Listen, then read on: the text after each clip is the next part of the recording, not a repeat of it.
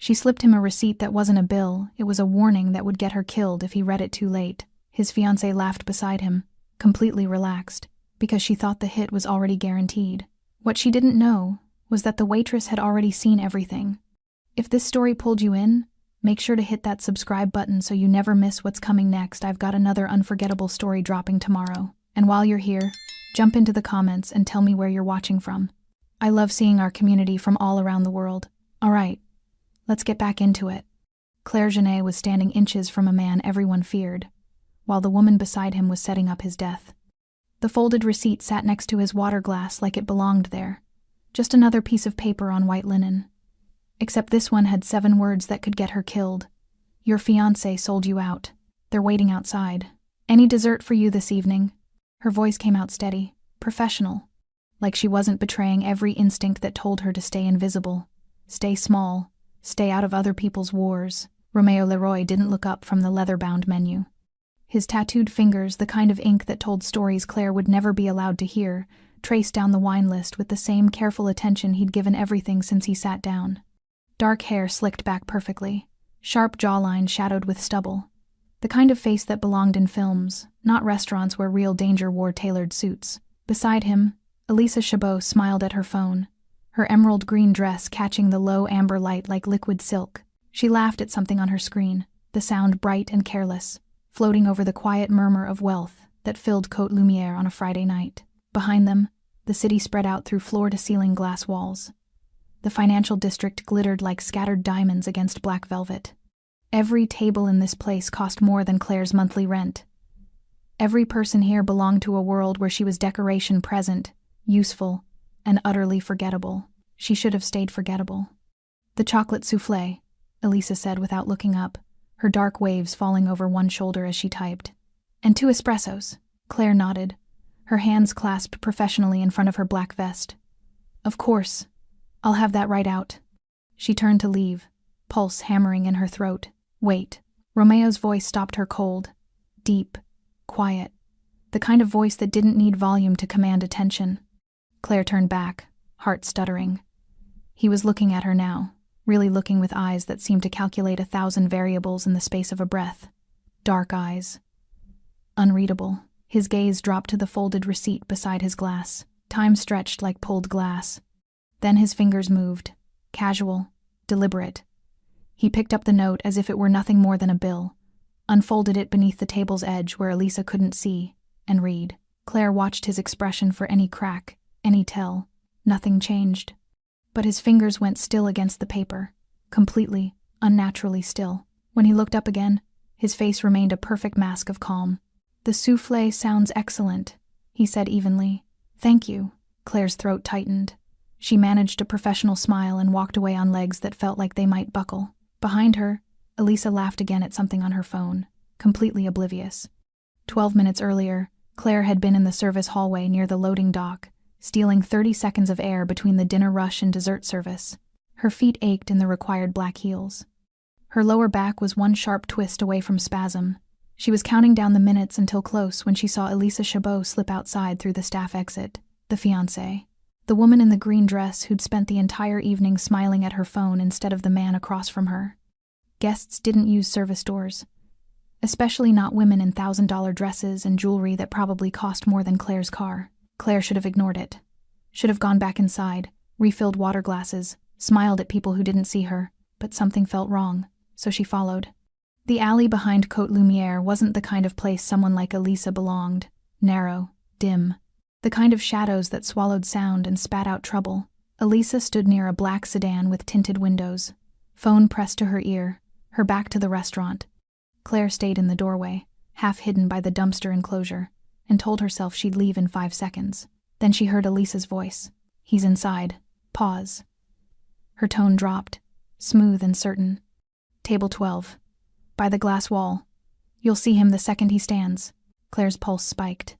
Another pause. Then Elisa laughed soft, intimate, nothing like the performance she'd given inside. I told you I'd handle it. He doesn't suspect a thing. She switched to rapid French. Claire caught pieces de hors. Outside. Attendre. Wait. Quand il sort. When he leaves. Then one word. Crystal clear. Romeo. Claire pressed her back against the brick, heart hammering against her ribs. Two men in dark coats emerged from the opposite side of the alley. One of them handed Elisa a slim envelope. She tucked it into her designer purse without counting it, kissed him once on the mouth long, familiar, and slipped back toward the restaurant entrance like she was returning from a smoke break. The men didn't leave. They stayed in the shadows, eyes fixed on the glass walls of the restaurant, watching, waiting, for him to walk out. Now, back in the dining room, Claire moved through her section on autopilot. She smiled at table 9, refilled wine at table 14, cleared plates at table 6, every movement mechanical while her mind screamed. She glanced toward table 12. Romeo had placed the note face down on his lap. His posture hadn't changed. He reached for his water glass with the same measured calm he'd shown all evening, but something was different now. The way he held himself, the angle of his shoulders, like a predator that had just caught a scent. Elisa set her phone down and finally looked at him, smiling. "You've barely touched your wine. I'm pacing myself," Romeo said smoothly. "You're always so controlled." She reached across the table, fingers trailing over his wrist. "Sometimes I wonder what it would take to make you lose control." His smile was small, polite, and didn't reach his eyes. "I suppose we'll never know." Something flickered across Elisa's face. Uncertainty. Just for a second. Then it was gone, replaced by that same bright, careless smile. Claire retreated to the service station, hands shaking as she entered their dessert order into the tablet. She'd done it. She'd warned him. Now she just had to survive whatever came next. Through the glass walls, the city glittered on, indifferent to the war about to erupt inside its most expensive restaurant. The countdown had already begun. Romeo Leroy had survived 17 years in a world where hesitation meant death. He'd learned early that survival wasn't about strength or speed, it was about control. Control over your body, your expression, your breathing, the micro-movements that betrayed fear to those trained to see it. So when he read the 7 words on that folded receipt, his heart rate didn't spike, his pupils didn't dilate, his jaw didn't clench. He simply processed. "Your fiancé sold you out. They're waiting outside." 7 words. A stranger's handwriting, delivered by a waitress whose name he didn't know. It could be a lie. A test. A competitor trying to destabilize him before a meeting. In his world, paranoia was currency, and trust was the fastest way to a shallow grave. But Romeo hadn't survived this long by dismissing warnings. He set the note face down on his lap and reached for his water glass. The crystal felt cool against his palm. Solid. Real. He took a measured sip, his eyes tracking the restaurant's reflection in the glass wall beside him. 3 tables over, a man in a dark suit had been nursing the same whiskey for 40 minutes. Near the bar, another man stood with his back to the room, phone pressed to his ear, never ordering. By the kitchen entrance, 2 more pretending to wait for the restroom, but their eyes kept drifting toward table 12. Romeo had noticed them when he'd arrived, filed them away as potential problems. Now they crystallized into certainty. 4 positions, clean sightlines, exit routes covered. They weren't here for dinner. "You've barely touched your wine." Elisa's voice cut through his thoughts, light and teasing. He looked at her, then really looked. The woman he'd been sleeping beside for 6 months. Dark hair in perfect waves, smooth olive skin. That green dress that had cost him €3,000 when she'd pointed it out in a boutique window last month. She was beautiful in the way expensive things were beautiful. Deliberate, polished, designed to be desired. Right now, she was smiling at him with those full lips, her fingers trailing over his wrist like she had every right to touch him. "I'm pacing myself," he said smoothly. "You're always so controlled." Her smile widened, but something flickered behind her eyes. "Sometimes I wonder what it would take to make you lose control." Romeo studied her face, the slight tension at the corners of her mouth, the way her left hand kept drifting toward her purse. The phone she'd been glued to all evening, now face down on the table. She was nervous, not guilty nervous, not caught nervous. Anticipation nervous, like someone waiting for a show to start. "I suppose we'll never know," he said, his voice a shade too cold. The flicker returned. Uncertainty, just for a heartbeat. She pulled her hand back and laughed, but it sounded hollow against the restaurant's low hum. "You're in a strange mood tonight, am I?" Before she could answer, Romeo shifted in his seat, a casual movement, reaching into his jacket pocket as if searching for his phone. His fingers found the slim device there, pressed twice against the side, a silent signal. 2 quick vibrations, universal code among his men. Situation developing. Stand by. Somewhere in this restaurant, or outside it, or in the building across the street. His security would receive that signal. They'd move into position. Quietly. Efficiently. The way they'd been trained. Romeo had never attended a public dinner without backup.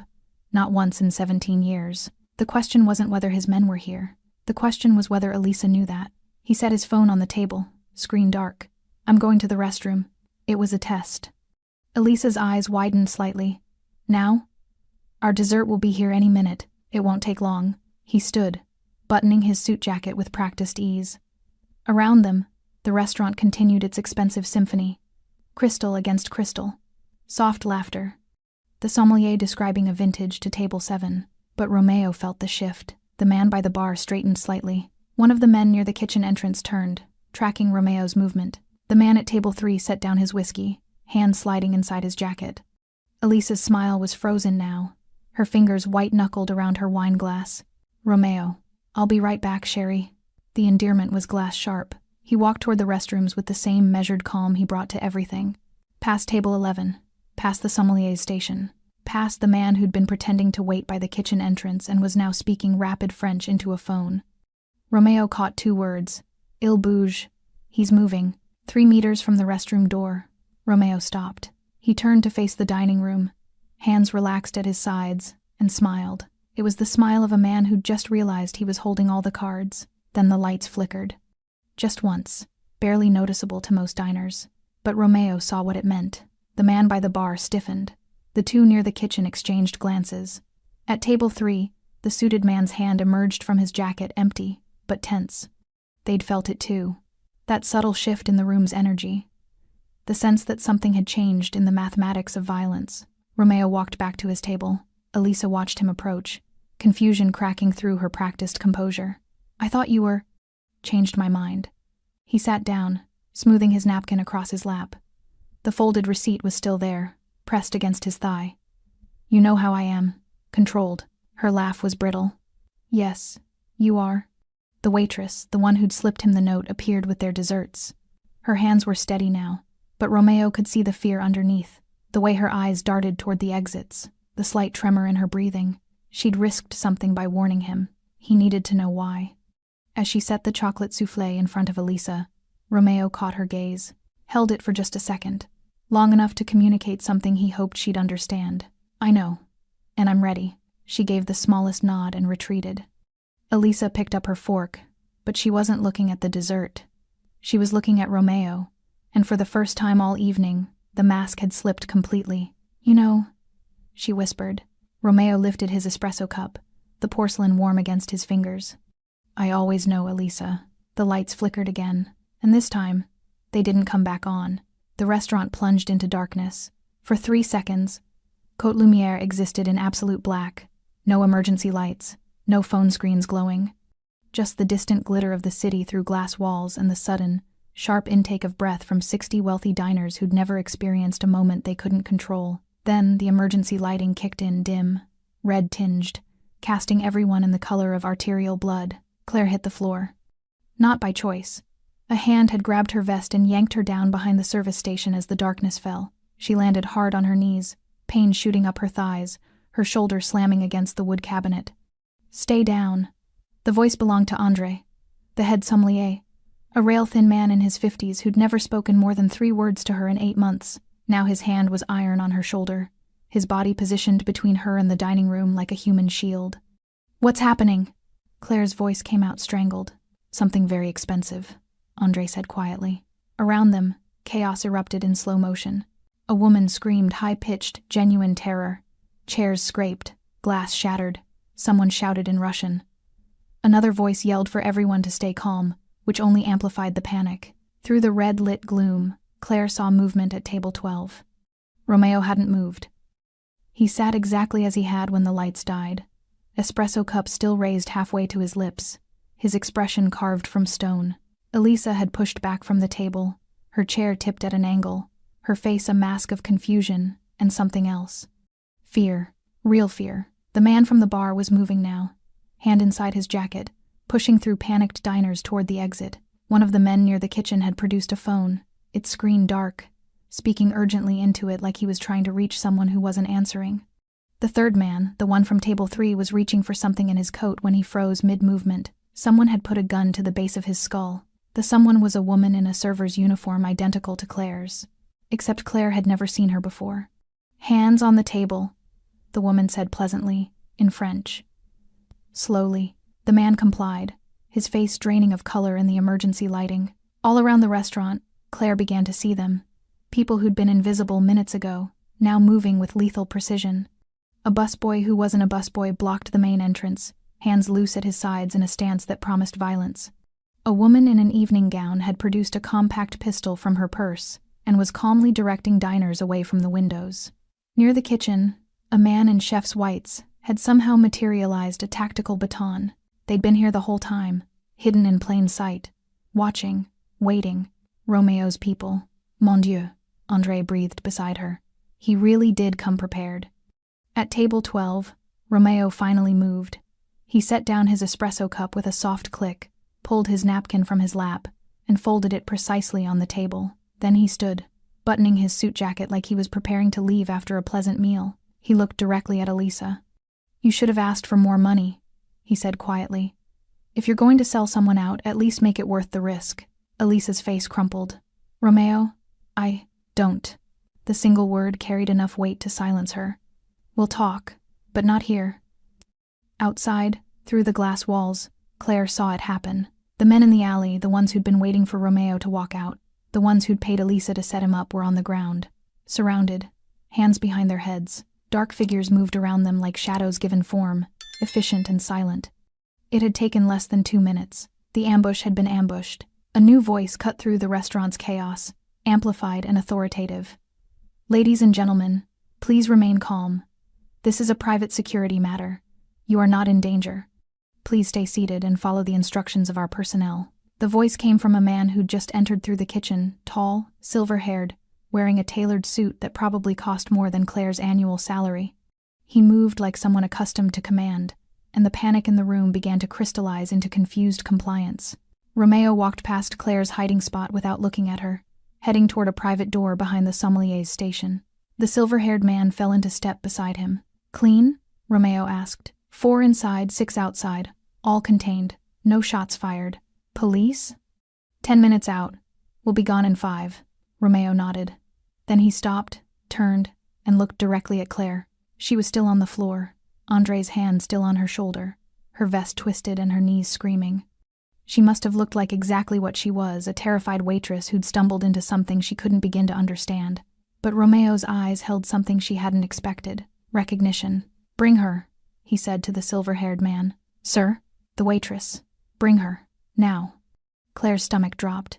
"No, not a request." Romeo's voice was soft but absolute. Then he disappeared through the private door. The silver-haired man approached, and despite every instinct screaming at her to run, Claire knew there was nowhere to go. She was surrounded by armed professionals in a locked restaurant. The police were coming, and she'd just become the most important witness to whatever this was. André released her shoulder. "Go," he said quietly. "You don't want to be here when the authorities arrive with questions." 2 of Romeo's people, a man and a woman, both wearing server uniforms, flanked Claire as she stood on shaking legs. They didn't grab her, didn't threaten.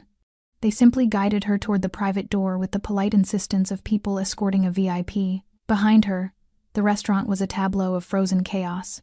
Elisa still sat at table 12, mascara running down her face, staring at nothing. The men who'd come to kill Romeo were being quietly zip-tied and photographed. Wealthy diners clutched their pearls and phones, already crafting the story they'd tell at tomorrow's brunch. And Claire walked through the door into a hallway she'd never seen before, following a man she'd saved without understanding why. The countdown hadn't ended. It had just begun. The private room behind Côte Lumière was nothing like the dining room's elegant opulence. No glass walls, no city views. Just exposed brick, a single metal table, and overhead lighting that was too bright and too cold. Elisa Chabot sat in a chair that wasn't bolted down but might as well have been. Her green dress looked garish under the fluorescent lights, her carefully applied makeup now streaked with mascara that had bled into the creases around her eyes. Her hands were folded in her lap, fingers twisted together so tightly the knuckles had gone white. She looked small, broken. Romeo stood across from her, leaning against the brick wall with his arms crossed. Watching her the way a scientist might observe a specimen under glass. Detached, clinical. The silver-haired man, whose name Claire still didn't know, stood by the door, equally silent. Claire had been placed in a corner, flanked by the two servers who weren't servers. Nobody had told her why she was here. Nobody had explained anything. She was simply expected to stand and watch, a witness to whatever was about to unfold. "I loved you." Elisa's voice cracked on the last word, her French accent thicker with emotion. "You have to believe that." Romeo didn't move. "I don't have to believe anything. It wasn't supposed to happen like this." Tears spilled over, fresh tracks cutting through her ruined makeup. "He said he promised he would only talk to you. Negotiate. That's all. Just negotiate." "Negotiate." Romeo's voice was flat, with 6 armed men and exit routes blocked. "I didn't know about that part. I swear to you, Romeo, I didn't know." "Stop." He pushed off the wall, taking a single step toward her. Just one. But Elisa flinched like he'd struck her. "Don't insult me with lies. Not now." The silence that followed was suffocating. Elisa's shoulders shook. She pressed her hands to her face, sobbing quietly into her palms. For a moment, she looked genuinely devastated, lost. Then Romeo spoke again, softer this time. "Tell me about him." Elisa's hands dropped. Her eyes were red-rimmed, desperate. "What? Your ex? The one who set this up? Tell me about him." Something shifted in Elisa's expression. The grief remained, but underneath it, Claire saw something else, something older and more complicated. "His name is Julien Mercier," Elisa whispered. "We were together for 4 years. He left me 3 years ago. No explanation. Just gone." Her voice dropped lower. "I thought I'd never see him again. Until 2 months ago." Elisa's fingers twisted together again. "He showed up at my apartment. He said he'd made a mistake. That leaving me was the biggest regret of his life. That he'd spent 3 years trying to become worthy of me." Romeo's jaw tightened almost imperceptibly. "And you believed him." "I wanted to." The words came out broken. "God, I wanted to so badly. Do you know what it's like to be left without answers? To spend years wondering what you did wrong? So you slept with him. It wasn't a question." Elisa's face crumpled. "Yes. While you were with me. Yes. And when did he ask you to betray me?" The question hung in the air like a blade. Elisa was crying openly now, mascara and foundation mixing into a grotesque mask. "The 3rd time," he said. "He said you were the reason he'd left. That he'd discovered who you were, what you were, and he couldn't risk being connected to me anymore. He said you'd been hunting him for years. That you'd kill him if you knew we'd been together." Romeo's expression didn't change. "That's almost true. He said if I helped him, he'd take me away. That we could disappear together. Start over somewhere safe." Elisa's voice broke completely. "He said he'd been building resources, making connections. That all he needed was one conversation with you face to face to end the war. And you believed that too, I thought." Elisa wiped at her face uselessly, smearing makeup across her cheek. "I thought if I could bring you two together, maybe it could actually end. Maybe we could all walk away." Romeo was quiet for a long moment. When he spoke again, his voice was almost gentle. "You were never going to walk away, Elisa.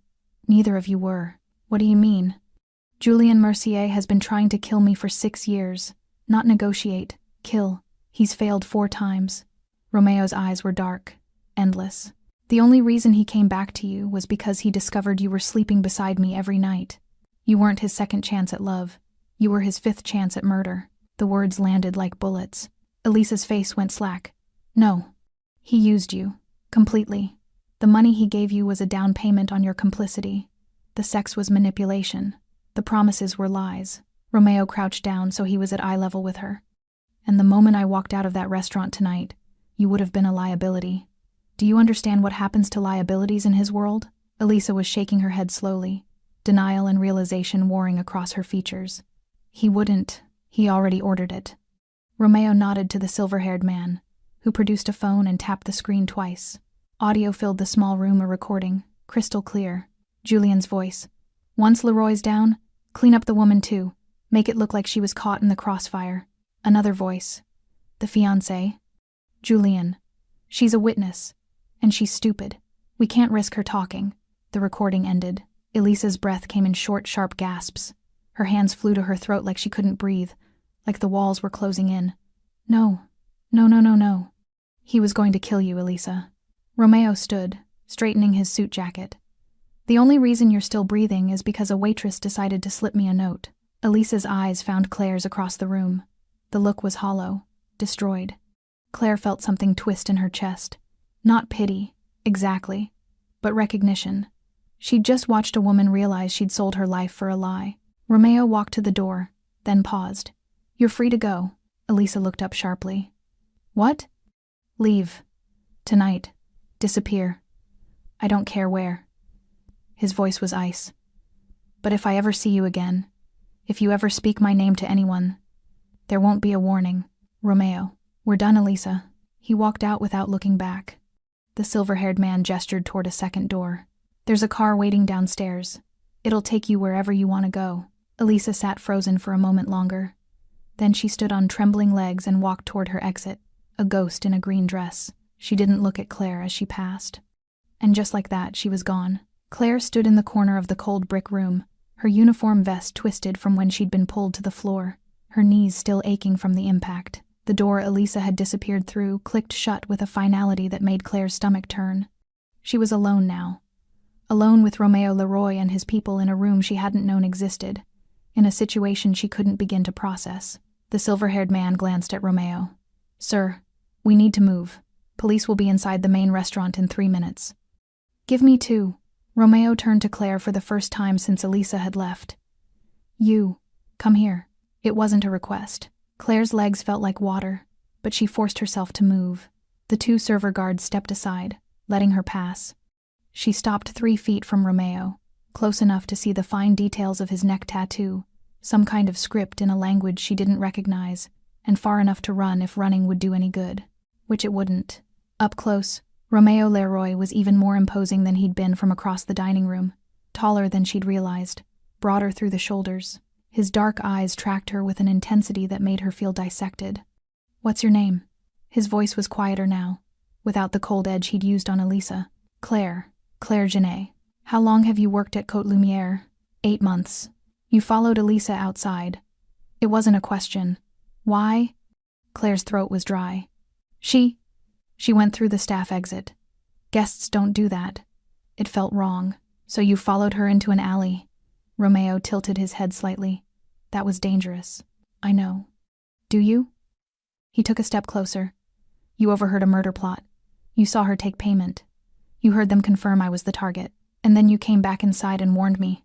Another step. Why? The question hung between them like a test. Claire's hands were shaking. She clasped them together, trying to steady herself. Because I couldn't watch someone walk into that. Even if what? Even if I didn't know who you were. Even if she swallowed hard. Even if you're dangerous. Something flickered across Romeo's face. Not quite a smile. Not quite approval. You thought I was dangerous, and you warned me anyway. I thought you were human, Claire said quietly. And those men were going to kill you. The silver-haired man cleared his throat. Sir, 2 minutes. Romeo didn't look away from Claire. What did you think would happen? After you gave me that note? I don't know. I didn't think past that moment. I saw what was happening and Her voice cracked. I just couldn't do nothing. Most people can. Romeo studied her face like he was searching for something. Most people are very good at doing nothing. At staying invisible. At protecting themselves. He paused. You chose differently. I chose to not let someone die in front of me. Claire's fear was giving way to something else now. Exhaustion. The crash of adrenaline leaving her system. I didn't choose any of this. No, Romeo agreed. But you're in it now. The words landed with the weight of a verdict. Claire felt her knees wobble. What does that mean? It means you're a witness. To the setup, to the failed hit, to everything that happened here tonight. Romeo's voice was matter of fact. The police are going to want to talk to you. So are Julien Mercier's people, once they realize their operation failed. And they will realize it. They'll want to know how I knew, how their plan fell apart. I'll tell the police I didn't see anything. I'll say, they won't believe you. The silver-haired man spoke for the first time, his tone not unkind. You were working the section. You served the table. There are cameras in the dining room. They'll see you approach, see you leave something See Monsieur Leroy read it. They'll have questions. Claire's breath came faster. Then what am I supposed to do? That depends, Romeo said. On what? On whether you want to survive this. The room felt too small suddenly, too bright. Claire could hear her own heartbeat in her ears, could feel the panic starting to claw its way up her throat. I just wanted to help. I know. And for the first time, Romeo's voice softened, just barely. And you did. You saved my life, Claire Genet. In my world, that creates a debt. I don't want anything from you. That's not how debts work. He glanced at the silver-haired man. Philippe, status? Philippe checked his phone. Police entering the main building now. Back exit still clear for another 90 seconds. Romeo turned back to Claire. I'm going to ask you a question, and I need you to answer honestly. Can you do that? Claire nodded, not trusting her voice. Do you have somewhere safe to go? Family? Friends outside the city? Someone Mercier's people couldn't easily find? The question made everything real in a way it hadn't been before. Claire thought of her studio apartment in the Marais, her roommate who worked night shifts at a hospital, her mother-in-law who she called every Sunday. All of them suddenly felt exposed. Vulnerable.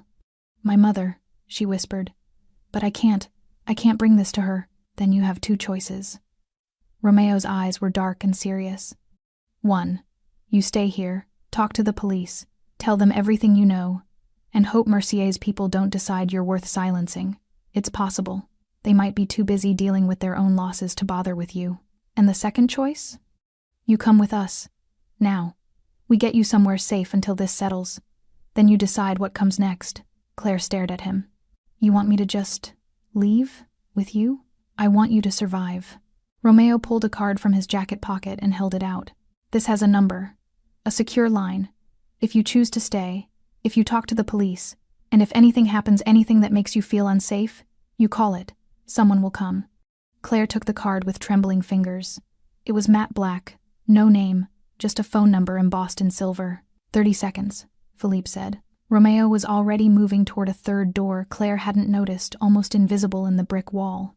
He stopped at the threshold and looked back. This isn't over, Claire. You're already part of it. The only question is whether you're going to face it alone or not. Then he was gone. Philippe gestured toward the door Elisa had used. That leads to the street. You can leave now. Or, he nodded toward the door Romeo had taken. You can follow him. Claire stood frozen between two exits, her whole life suddenly balanced on a choice she didn't understand. Behind her, she heard voices, police, maybe, or restaurant staff. Ahead, in the darkness beyond that hidden door, was a man she'd saved without knowing why. The card felt heavy in her hand, and Claire Genet made her choice. Claire followed Romeo through the hidden door.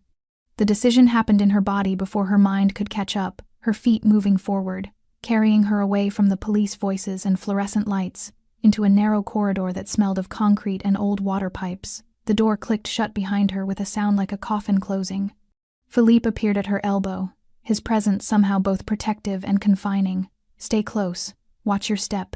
The corridor descended sharply. Industrial stairs with metal railings that were cold under Claire's palm. Emergency lighting cast everything in amber. Somewhere above them, muffled by stone and steel, she heard sirens.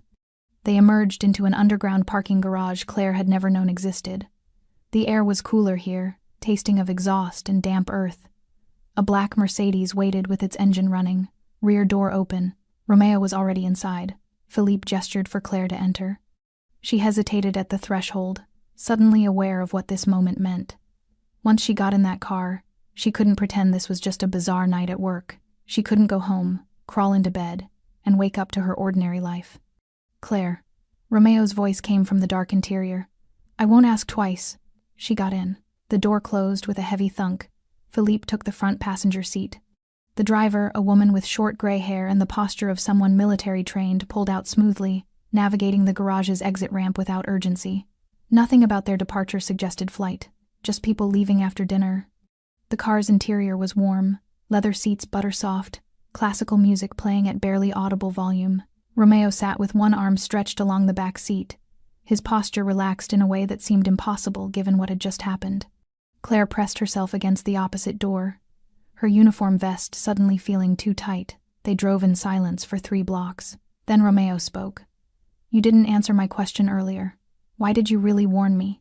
Claire turned to look at him. In the passing streetlights, his face was all angles and shadows. "I told you, I couldn't watch someone die." "That's what you did." I asked why. "Those are the same thing." "No." Romeo's eyes found hers in the darkness.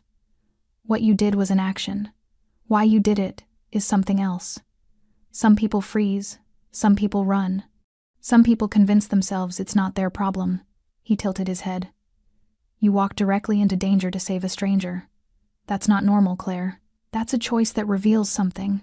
Claire's throat tightened. "What does it reveal?" "That you have a moral compass that overrides your survival instinct.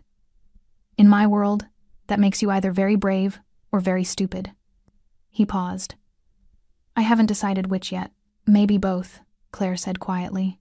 Romeo's mouth quirked, almost a smile. "Maybe." They turned onto a wider boulevard. Through the tinted windows, Paris slid by cafes closing for the night, couples walking hand in hand, the ordinary world continuing as if nothing had happened. As if Claire's entire life hadn't just fractured. "Where are we going?" she asked. "Somewhere safe." "A property I own. You'll stay there tonight." Romeo shifted, his attention fully on her now. "Tomorrow we'll discuss what comes next." "What does come next?" "That depends on you." Claire's hands twisted in her lap. "I don't understand any of this. I don't understand why Julien Mercier wants you dead. I don't understand why you had an army hidden in that restaurant. I don't understand what kind of debt you think I'm owed just because Because you saved my life." Romeo's voice cut through her spiral. "In my world, Claire, that's not a small thing. Life debts are binding, sacred. When someone preserves your existence, you become responsible for theirs. I don't want to be your responsibility." Too late. There was no malice in his tone, just certainty. Julien Mercier is dangerous, ruthless, and now he knows his plan failed. He'll want to know why, how. He'll want to know who warned me. Romeo leaned forward slightly. "Eventually he'll find out it was you." The word sent ice through Claire's veins. "How would he?" "There were cameras, witnesses, people who saw you approach the table, saw you leave something behind. Mercier has resources, money, connections in places you wouldn't expect." Romeo's expression was serious now, the almost smile gone. "If I walk away and leave you unprotected, you become a target, and I don't leave debts unpaid." Claire felt the full weight of what she'd stumbled into. "So what am I supposed to do? Hide forever?" "No, you're supposed to let me handle this." "Handle it how?" "By ending the threat." Romeo said it like he was discussing the weather. Casual, inevitable. "Mercier made a move tonight. It failed. Now it's my turn." Claire stared at him. "You're going to kill him. I'm going to eliminate the problem. There's a difference." "Is there?" For a long moment, Romeo didn't answer. The car turned onto a quieter street, trees forming shadows overhead. "Finally," he said, "I don't enjoy violence, Claire.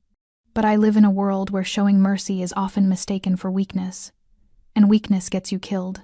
His eyes held hers. "Mercier has tried to kill me 5 times. He betrayed my trust. He used a woman I cared about as a weapon. And tonight, he would have murdered you to cover his tracks." Romeo's voice was quiet but absolute. "So yes, I'm going to end this. And you're going to be safe while I do." The car slowed, turning into an underground garage beneath a building Claire didn't recognize. Elegant. Old money. The kind of place that had doormen and security that actually worked. Philippe opened Claire's door. She stepped out on shaking legs, her server shoes clicking on polished concrete. Romeo emerged from the other side, buttoning his jacket. "Philippe will show you to the apartment. There's food, clothes, everything you'll need. You're not a prisoner, but I'd strongly suggest you stay inside until morning." "And then what?" Romeo walked past her toward a private elevator, then stopped. "Then I'll answer your questions. All of them. You deserve to know what you've stepped into." He pressed the elevator call button. "But tonight, you're exhausted. In shock, you need rest." "I need answers. You'll get them." The elevator doors opened. Romeo stepped inside, then turned. "There's one thing you should understand, Claire Genet. In my world, debts work both ways. I owe you my life. But by saving it, you tied yourself to me. Whether you wanted to or not. That's not fair." "No," Romeo agreed. "But it's the truth." The elevator doors closed. leaving Claire standing with Philippe in a silent garage that smelled of expensive cars and her own fear. Philippe gestured toward a different elevator. "This way, mademoiselle. You'll be safe here. I promise you that." Claire followed because she had no other choice. But safety, she was beginning to understand, was a relative term. And in Romeo Leroy's world, nothing came without a price. Across the city, in a penthouse suite overlooking the Seine, Julien Mercier paced like a caged animal. His phone was dark on the glass table, silent for the past 40 minutes. 40 minutes since his men were supposed to confirm the kill. 40 minutes since Romeo Leroy should have been bleeding out on the pavement behind Côte Lumière. 40 minutes of silence was 40 minutes too long. Julien was a tall man, lean in the way of distance runners, with the kind of sharp features that women found compelling and men found untrustworthy. His dark hair was pushed back from his face, showing the silver just beginning at his temples. He wore €1,000 casual black jeans, a silk shirt unbuttoned at the collar, the uniform of someone who'd clawed his way up from nothing and wanted everyone to know he'd arrived. But tonight, the carefully constructed image was cracking. He reached for his phone again, then stopped himself. Calling would show weakness, desperation. In his world, you never revealed your hand until you knew what cards the other player held. The problem was, he didn't know anymore. His second phone, the burner he used for sensitive communications, buzzed on the sofa. Julien grabbed it like a lifeline. "Tell me." His voice was controlled. Barely. The voice on the other end was rough, breathless. "It went wrong. All of it. They were ready for us." Julien's jaw clenched. Define ready. Leroy had people everywhere. Inside the restaurant, outside, in the buildings across the street. The second we moved into position, they moved on us. Professional, military grade. A pause. "We lost everyone, Julien. All 6 men. Contained before they could even draw weapons." The words hit like physical blows. 6 men. 6 trained operatives he'd spent weeks recruiting, positioning, paying. Gone in minutes. What about the woman? Julien's voice dropped to something dangerous. "Tell me Elisa is dead." "I don't know. I wasn't inside. But if they took down our external team that fast, they probably find out." Julien's control was fraying now, his accent thickening. "I need to know if she talked. If she gave me up." "Julien, we need to move. Now. Get out of Paris before." "Before what?" Julien's voice rose. "Before Romeo Leroy comes for me? He's been trying to find me for 6 years. 6 years of hiding, moving, operating from shadows. And I just handed him everything on a fucking silver platter." He ended the call and threw the burner across the room. It shattered against the wall, pieces scattering across imported marble. Julien pressed his palms against the window, staring out at the city that had always felt too small for his ambitions. Paris glittered below him, indifferent to his rage, indifferent to the fact that his carefully laid plan had just collapsed. How had Leroy known? The setup had been perfect. Elisa had confirmed his location. His men were positioned correctly. The timing was exact, and yet somehow, Leroy had not only survived, he'd turned the entire operation into a trap. Someone had warned him. But who? Elisa was too stupid to have second thoughts. His men were loyal, bound to him by money and shared crimes that made betrayal suicide. The restaurant staff wouldn't have noticed anything, unless... Julien's mind raced backward through the evening, through the phone calls with Elisa, through the final confirmation that Leroy was seated, exposed, vulnerable, through the alley. Elisa had been in the alley when she made the final call. Behind the restaurant, in the service area where staff took smoke breaks and hauled trash. Had someone seen her? Overheard her? His third phone rang, the legitimate one, the number his business associates used. Julien almost ignored it, then saw the name on the screen, Laurent Voss, a high-ranking police inspector who supplemented his income by selling information to people like Julien. "Yes, you need to leave Paris." Voss's voice was tight. "Now, tonight. What happened? What happened is you tried to kill Romeo Leroy in one of the most expensive restaurants in the city, and he embarrassed you. The whole operation is on camera. My colleagues are going through footage right now. They have your men. They have evidence. And Leroy has connections that go higher than mine." Julien's stomach turned. "He won't go to the police. He doesn't work that way. He doesn't have to. He already has everything he needs, your people, your operation, your proof of intent. When he comes for you, it won't be through the legal system." Voss paused. "I can buy you 12 hours. Maybe. After that, I can't protect you." The line went dead. Julien stood frozen, his reflection ghost-like in the window glass. He looked older suddenly. Tired. The silver at his temples seemed to spread before his eyes. 6 years. 6 years of building his empire from nothing. 6 years of carefully constructed alliances, strategic violence, calculated risks. 6 years of hunting Romeo Leroy, the man who'd destroyed his first crew, killed his brother, left him with nothing but rage and ambition. And now, because of one failed hit, it was all unraveling. His mind flashed to Elisa. Beautiful, desperate Elisa. It had been almost too easy to seduce her again, to make her believe he'd spent 3 years regretting leaving her, to convince her that helping him wasn't betrayal, it was salvation. She'd been so eager to believe the lie. Had she survived tonight? Was she in police custody? In Leroy's custody? Or was she already dead, disposed of like the liability she'd always been? Julien grabbed his legitimate phone and dialed a number he'd hoped never to use. It rang twice before a woman answered. Oui? It's Mercier. I need emergency extraction. Paris. Tonight. That's expensive. I know. 2 million euros. Non-negotiable. Julien closed his eyes. 2 million would drain his accessible accounts, would leave him starting over with almost nothing. But starting over alive was better than staying here dead. Done. Send the details. He ended the call and moved through the penthouse with mechanical precision. Grabbed the go-bag he'd kept packed for 6 years. Pulled cash from the hidden safe. Destroyed the SIM cards in his remaining phones. But even as he prepared to run, his mind was spinning. This wasn't over. Leroy thought he'd won. Thought he'd crushed the threat. But Julien Mercier hadn't survived this long by giving up after one failure. He'd regroup. Rebuild. And next time he'd be smarter. More careful. Next time, he'd make sure there were no witnesses. No warnings. No waitresses who saw too much. Because that's what this had to be, didn't it? Someone at the restaurant had seen something. Heard something. Warned Leroy before the hit could happen. Julien pulled up the last photo Elisa had sent him taken from inside Côte Lumière, showing Leroy at his table by the window. He zoomed in, scanning the background. There, in the frame's edge, a woman in server's uniform. Dark hair pulled back.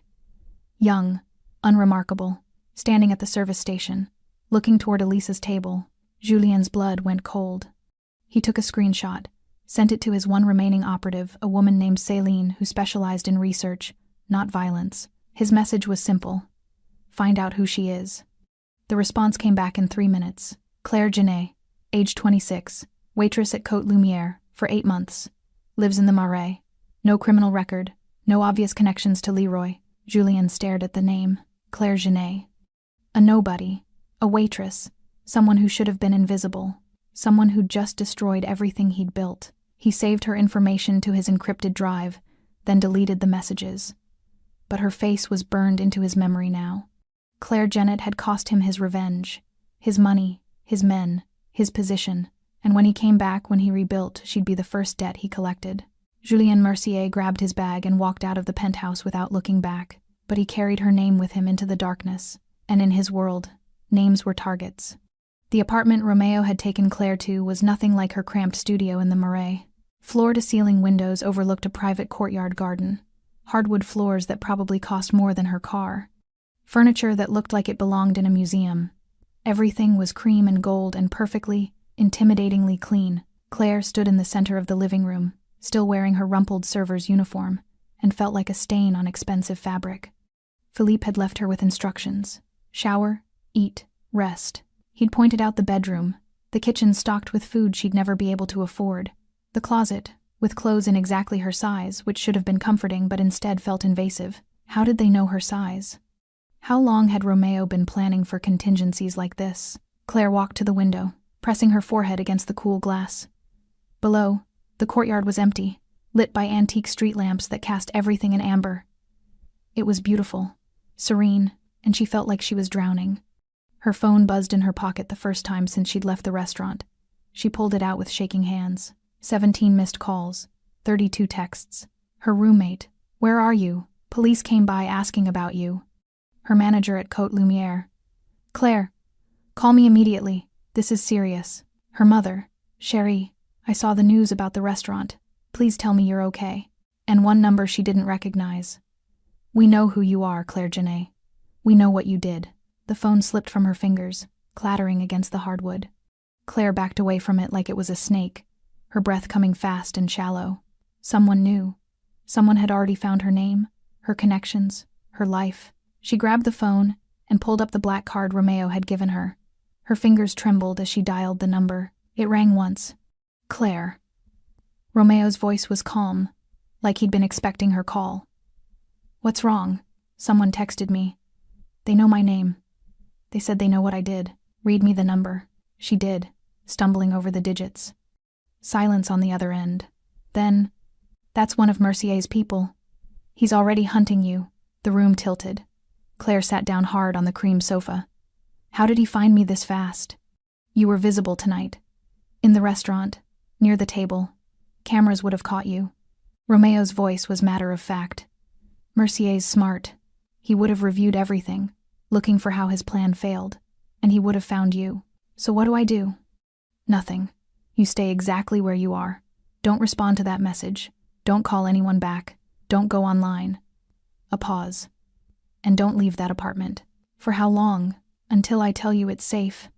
Claire felt something crack inside her chest. This is my life, Romeo. My mother is worried. My roommate is scared. The police want to talk to me. I can't just disappear. You can, and you will. His voice hardened. Because the alternative is Mercier finds you before I find him. And if that happens, Claire, you don't get to have a life anymore. Do you understand? She understood. God help her. She understood perfectly. I'll have someone reach out to your mother, anonymously. Let her know you're safe, but can't talk yet. Your roommate will be fine. The police don't suspect her of anything. And your manager. Romeo's tone shifted slightly. Côte Lumière is being compensated for tonight's disruption. You won't be fired. That's not the point. Then what is the point? Claire's voice broke. The point is, I was invisible. Nobody noticed me. Nobody cared who I was or what I did. I was just there, part of the background. And now now you're real, Romeo finished quietly. Now you matter. And that terrifies you. The words hit harder than she expected. Claire pressed her hand over her mouth, fighting tears. Because he was right. She'd spent 26 years being forgettable. Average height, average looks, average job. She'd never been the smartest or the prettiest or the most talented. She'd just been Claire, invisible, Claire, who served expensive dinners and went home alone and never made waves. And in one night, she'd become someone people were hunting. I didn't ask for this, she whispered. I know. Romeo's voice was gentler now. But you chose it anyway. When you followed Elisa outside, when you slipped me that note, you chose to be seen. I chose to save your life. Same thing. Claire wiped at her eyes roughly. Is it always like this? Your world? This violent? This scary?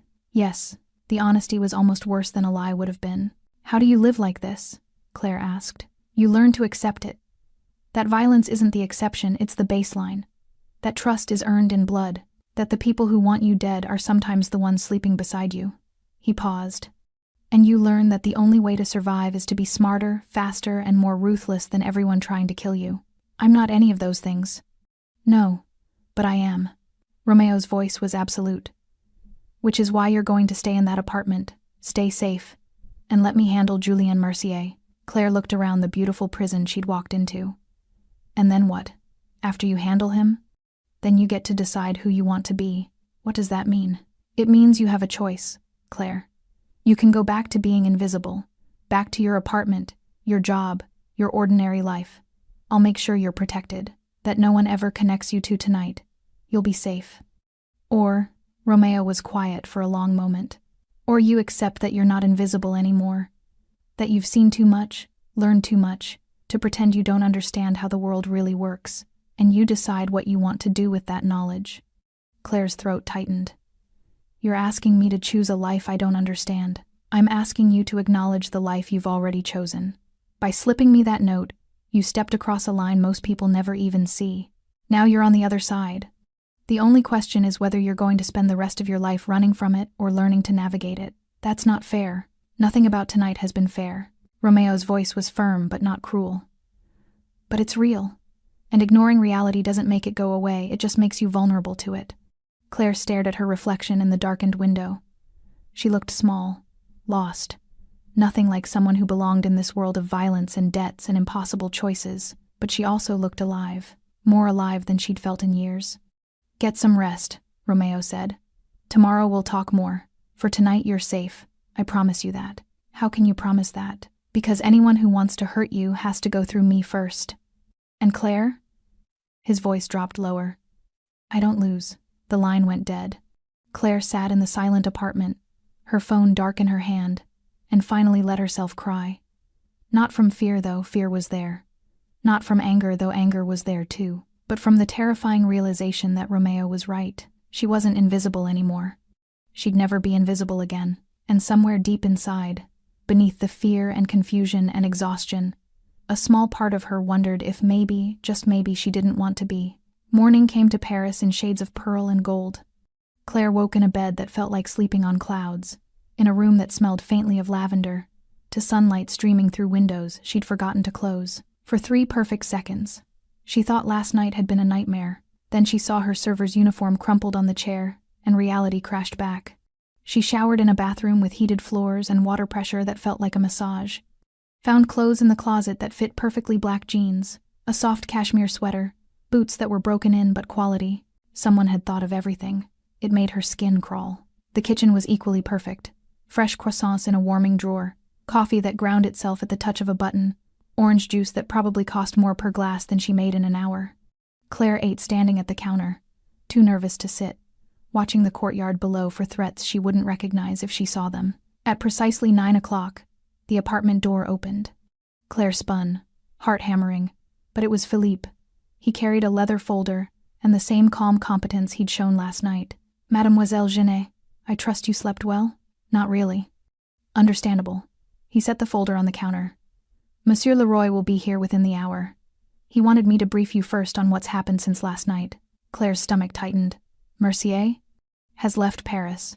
We tracked him to a private airfield outside the city. He boarded a plane to Marseille at 4 this morning." Philippe's expression was neutral. "He's running. That's good, right? It's expected. But it doesn't mean he's no longer a threat, just a more distant one." Philippe opened the folder, revealing documents and photographs. Claire saw images of Julien Mercier, sharp-featured, silver-templed, younger than she'd expected. Crime scene photos from the restaurant, police reports with sections redacted in black, and a photograph of herself, taken from restaurant security footage, slipping the note beside Romeo's glass. "This image has been suppressed," Philippe said. "It won't appear in any official reports. As far as the police investigation is concerned, you were working your section normally. You saw nothing unusual. You have no relevant information. How did you—" "Monsieur Leroy has resources." Philippe's tone suggested she shouldn't ask further questions. "The 6 men Mercier sent have been charged with conspiracy and weapons violations. They'll be in prison for years, but none of them are talking. Which means Mercier still doesn't know for sure," I warned Romeo. "Correct. He suspects. The threatening message you received confirms that. But he has no proof.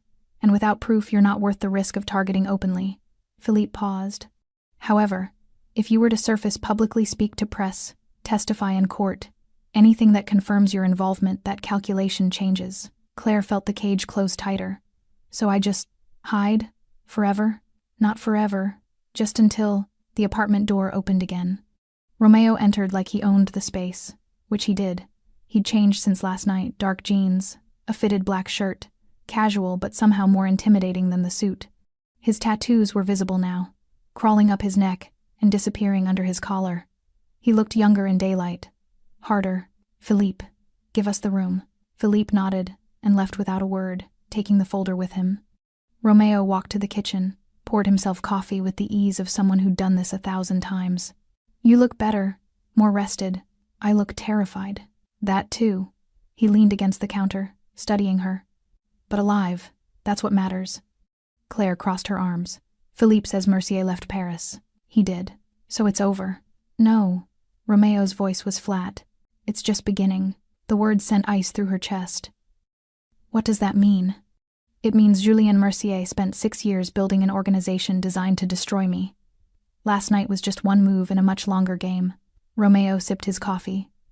"He failed. He lost resources. He's wounded, but he's not dead. and wounded animals are the most dangerous. So what happens now? Now I finish what he started. Romeo set down his cup. I've been playing defense for 6 years, reacting to his moves, protecting my interests, but last night changed the rules. He went after me in public. He involved innocent people. He showed me exactly how desperate he's become. And desperation makes people predictable. Romeo's eyes were dark, calculating. I know where he'll run, who he'll contact, what resources he has left, and I'm going to systematically dismantle everything he's built until he has nowhere left to hide. Claire's voice came out smaller than she intended. You're going to kill him. I'm going to remove the threat he represents. How that happens depends on the choices he makes. That's the same thing. Romeo pushed off the counter, closing the distance between them. No, it's not. If Mercier surrenders, if he leaves France, abandons his vendetta, disappears completely, I'll let him live. Broken, but alive. He stopped 2 feet from her. But if he keeps coming, if he keeps threatening people under my protection, then yes, I'll kill him, because that's what survival looks like in my world. Claire met his eyes. And what about my world? What about it? You keep talking about your world, your rules, your debts. But I don't live in that world. I live in a place where people don't solve problems with violence, where debts are money, not blood, where you're not safe anymore. Romeo's voice cut through her protest. You want to go back to that world? Fine, I'll arrange it. New identity if necessary. Relocation, financial support. You'll be invisible again. But you'll spend the rest of your life looking over your shoulder, wondering if Mercier's people found you, if the next stranger on the street is the one who finally tracked you down. Romeo's expression was serious. Because you can leave my world, Claire, but my world won't leave you, not after last night. So I'm just stuck? A prisoner? You're protected. There's a difference. Is there? Claire's voice rose. Because it feels the same from where I'm standing. Romeo was quiet for a long moment. Then, what do you want me to say? That I'm sorry you saved my life? That I wish you'd stayed invisible? I want you to tell me the truth. The truth is, you made a choice last night that revealed something about who you are. Something most people spend their whole lives hiding.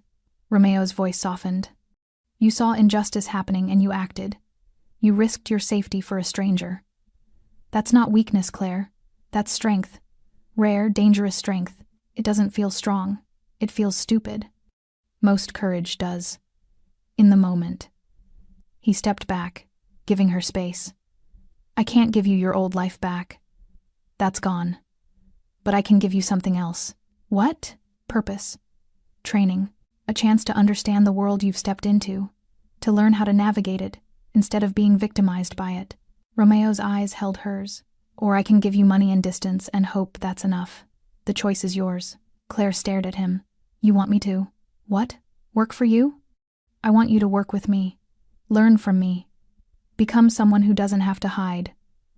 Romeo's voice was steady. You saved my life, Claire. Let me return the favor by teaching you how to protect your own. The offer hung between them, impossible and terrifying. Claire thought about her studio apartment, her minimum wage job, her invisible life where nothing ever happened and nothing ever would. Then she thought about the way she'd felt last night, terrified. Yes, but also alive. More alive than she'd been in years. I need time to think. You have until Mercier makes his next move. After that, you'll need to be ready. Romeo walked toward the door, then paused.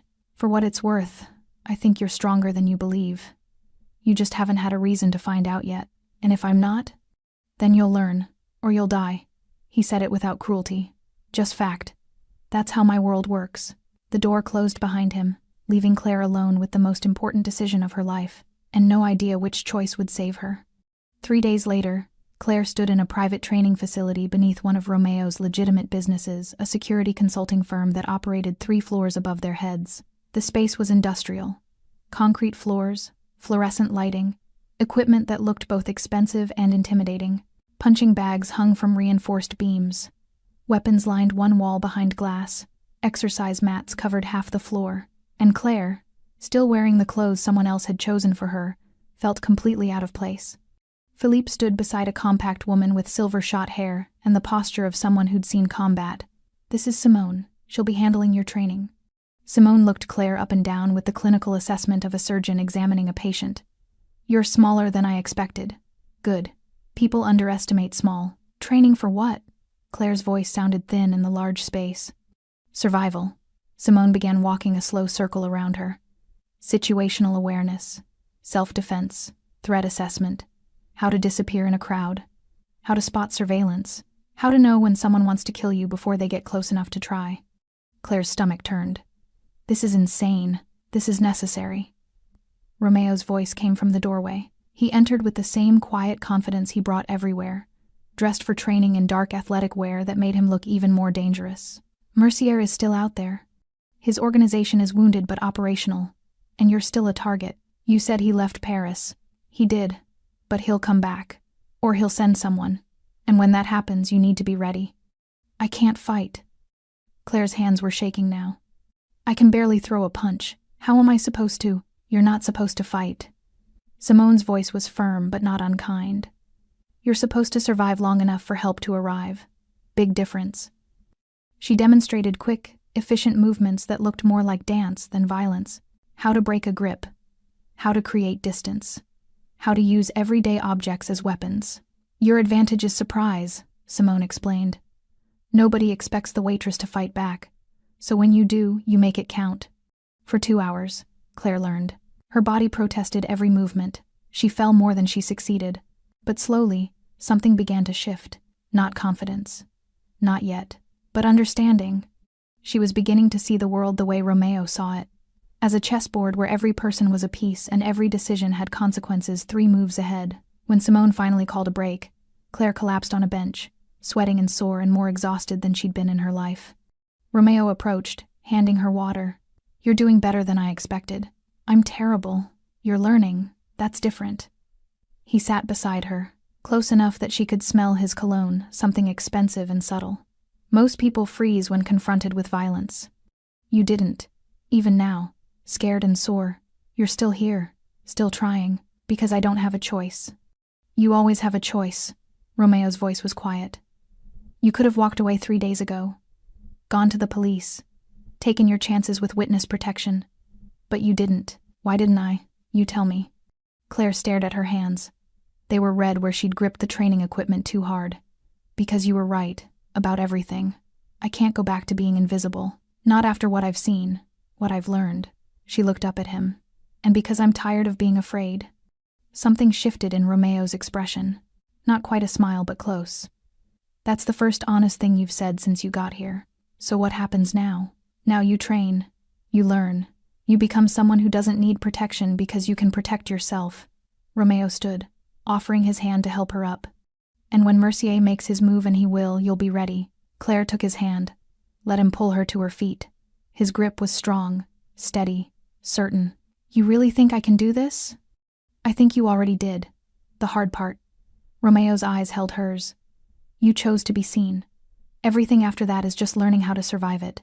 Over the following weeks, Claire's life became something unrecognizable. She trained every morning with Simone until her muscles screamed. She learned to read rooms the way Romeo did, cataloging exits, identifying threats, calculating odds. She studied the networks that underlay Paris's criminal ecosystem, understanding for the first time how power really worked. And slowly, painfully, she began to change. Not into someone violent, not into someone who enjoyed the danger, but into someone who could navigate it. One morning, Philippe arrived with news. Mercier surfaced. Marseille. He made contact with an old associate. Claire felt her pulse spike, but she didn't freeze. What kind of contact? The kind that suggests he's planning something. Regrouping. Philippe's expression was neutral. Monsieur Leroy is handling it. How? You don't need those details, but Claire did. She needed to understand exactly what handling it meant in Romeo's world.